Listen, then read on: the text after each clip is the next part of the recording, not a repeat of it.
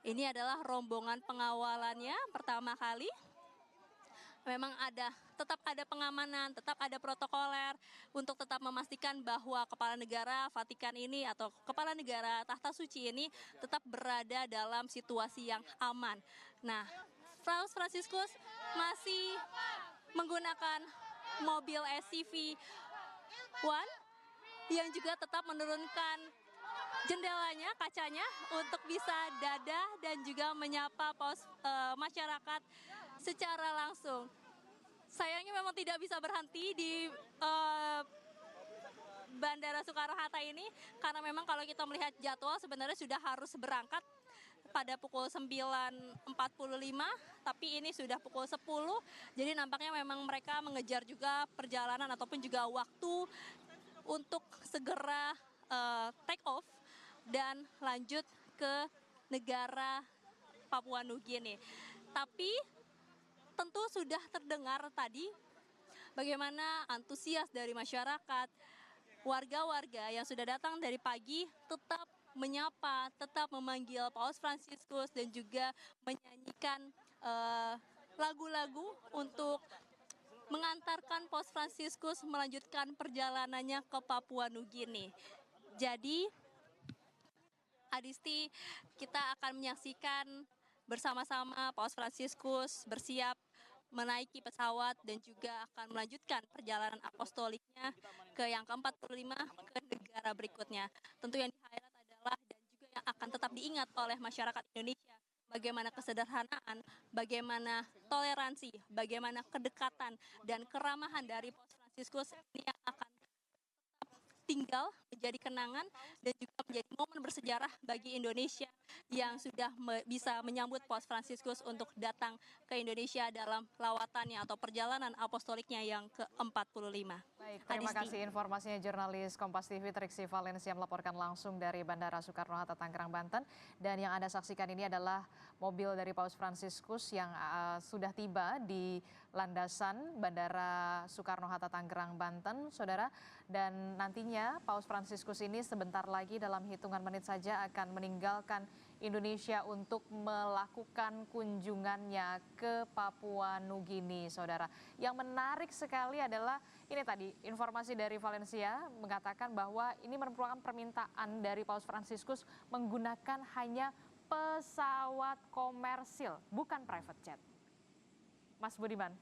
Ya itu kan konsisten. Ya konsisten sejak beliau memilih nama Francisco, kemiskinan. Kemudian dia menggunakan apa yang ada. Jadi tidak mau naik pesawat-pesawat jet atau apapun juga menggunakan pesawat komersial. Apa yang dirasakan oleh Paus dalam bahasa saya, itulah yang harus dia ingin merasakan kehidupan warga sekitarnya gitu loh. Sehingga tidak perlu kemudian tampil berbeda, menjadi punya kasta yang lebih tinggi, tapi dia sama. Mungkin Romo Sulis juga bisa menceritakan ketika beliau di Santa Marta tidak mau tinggal di istana. Di apartemen biasa, itu kan konsistensi gitu loh. Sehingga apa yang dilakukan, apa yang dikatakan, apa yang dikerjakan tuh sesuai gitu loh. Nah kalau kita kembali domestifikasi di Indonesia, kan beda. Apa yang dikatakan kadang-kadang berubah-ubah, apa yang dilakukan improvisasinya terlalu banyak variabel-variabel yang bisa mengubah sehingga orang tuh bingung ini sebetulnya apa. Tidak mau dispesialkan lah ya, biasa saja, sama seperti manusia biasa. Iya, karena itu kredonya kan dia lebih suka gereja menjadi yang miskin gitu kan. Kalau dalam banyak kalau kata gereja itu diganti katakanlah, pemerintah itu menjadi bagian dari masyarakat, kampus menjadi bagian masyarakat, sehingga semuanya terdedikasikan untuk kepentingan publik yang lebih luas ya. Nah itu kan Paus sedang bersalaman dengan Menteri Agama untuk menuju, saya tidak tahu berbicara apakah juga akan menyampaikan pesan-pesan yang sama yang disampaikan secara khusus kepada Menteri Agama, kita juga tidak tahu, tidak terdengar, tapi itu sesuatu yang penting ya sebelum meninggalkan tanah air menuju ke Port Moresby gitu. Tapi harapannya sih pesan-pesan itu akan tetap, karena itu pesan universal ya, tetap bisa akan berlaku dan sejauh mana akan itu bisa mengubah perilaku elit politik gitu, mengubah perilaku kita semua. Dan juga syukur-syukur kalau bisa mengubah perilaku kebijakan dari pemerintah agar punya afirmasi terhadap kelompok-kelompok yang termarginalkan gitu. Tanpa harus kemudian menurunkan kelompok-kelompok yang lebih beruntung dari itu semua. Oke. Banyak sekali pesan yang dicontohkan dari seorang Paus Fransiskus di Indonesia selain soal kesederhanaan, tapi juga soal bagaimana tidak ada jarak di antara Paus Fransiskus dan juga warga, termasuk juga kita lihat bersama bahkan pesawat yang digunakan oleh seorang Paus Fransiskus yang merupakan pemimpin tertinggi dari umat Katolik sedunia. Ini menggunakan pesawat komersial Garuda Indonesia, bukan private jet.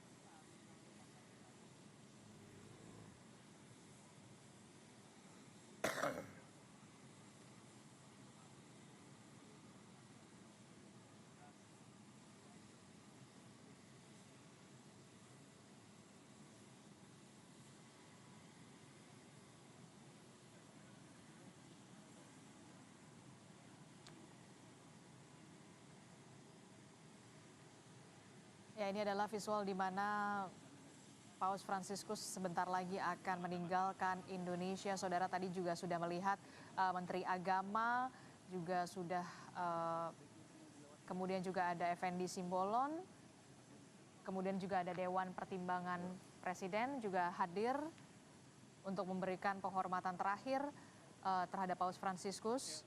Akan meninggalkan Indonesia, saudara, untuk melanjutkan kunjungannya ke Papua Nugini. Ini adalah ucapan perpisahan dari seorang Paus Fransiskus kepada sejumlah pejabat yang sudah hadir di landasan Bandara Soekarno-Hatta untuk nantinya akan meninggalkan Indonesia dan akan bertolak menuju ke Papua Nugini untuk melanjutkan kunjungan apostolik atau perjalanan apostolik dari seorang Paus Fransiskus, saudara.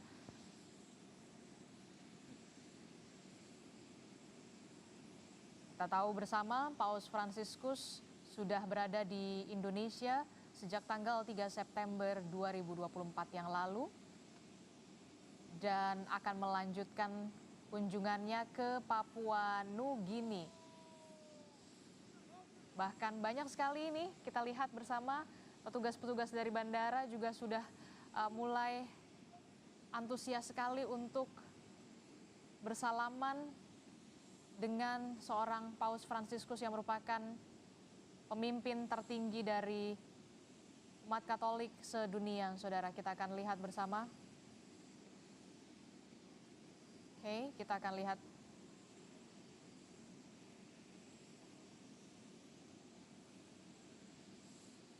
Ini merupakan sejarah, kita tidak pernah tahu nanti akan terulang lagi berapa puluh tahun lagi, Romo, seorang pemimpin umat Katolik sedunia bisa kembali lagi ke Indonesia, tapi jangan sampai pesannya masih sama ya, harus ada yang lebih baik, perkembangan yang lebih baik, Romo.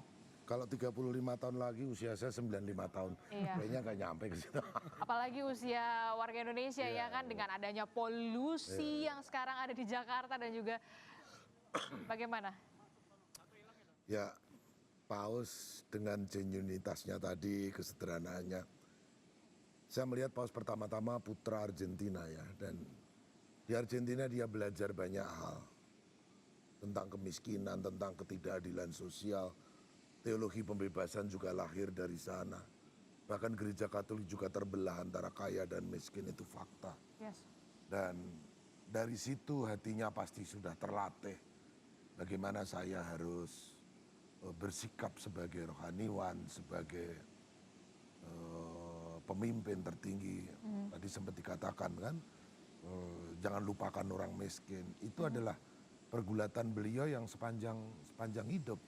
Maka ketika kemana-mana pergi ke Indonesia itu ya, Indonesia dengan Argentina ya nggak jauh-jauh beda ya. Nah, termasuk negara yang berkembang begitu. Nah, harapannya tadi, oh ya satu dulu, kita tetap bagaimanapun juga berterima kasih keadaannya aman ya.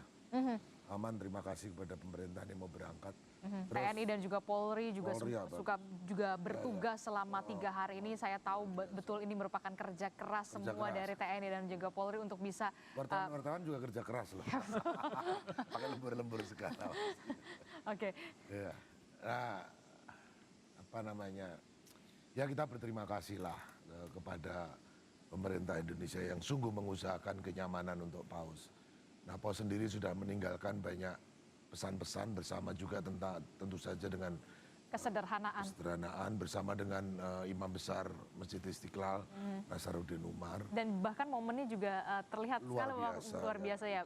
Imam Besar Nasaruddin Umar mencium kening dari Paus Fransiskus dibalas dengan cium tangan begitu ya. Itu uskup sama kardinal nggak berani loh itu. Nyium keningnya Paus. Bercanda ya ini ya.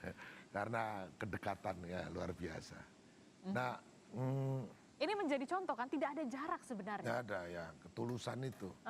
Ketulusan, genuinitas. Nah, saya ingat ya, tadi ada banyak PR ya. Kekaisaran Romawi itu ada adagium, panis et circenses. Kalau rakyat nggak ingin berontak, belikanlah panis roti, dan circenses hiburan. Sesederhana itu cara pikirnya Imperium Romanum. Nah, harapan kita masyarakat yang dengan 21,8 yang stunting itu kan mengerikan. Kita itu diberi berkah yang luar biasa oleh Tuhan yang subur. Apa benar ya misalnya garam saja impor. Kita archipelago terbesar ya. Dengan garis pantai nomor 2. Oke, kita akan lihat bagaimana Romo, Paus Fransiskus akan naiki pesawat dari pesawat komersil milik Garuda Indonesia. Sebentar lagi kita akan lihat bagaimana Paus Fransiskus akan meninggalkan Indonesia.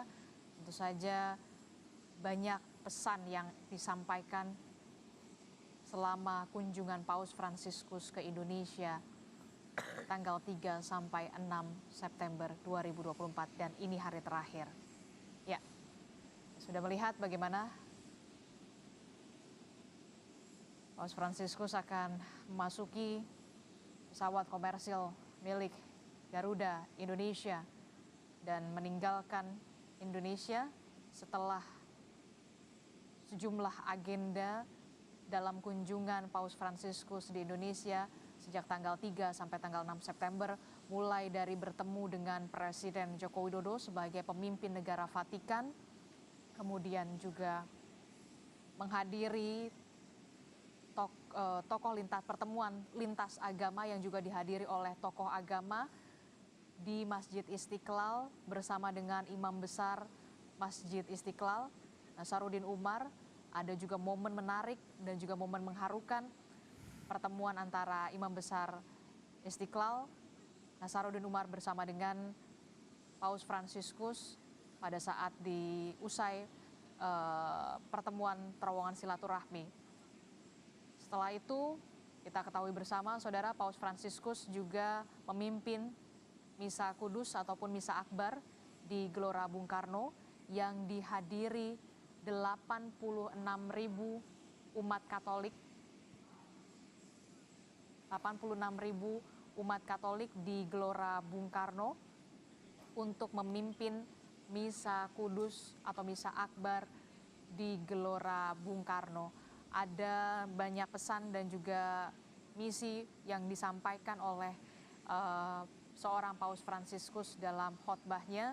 Salah satunya adalah soal bagaimana tentang social justice atau keadilan sosial yang sampai saat ini terus didengungkan seorang Paus Fransiskus.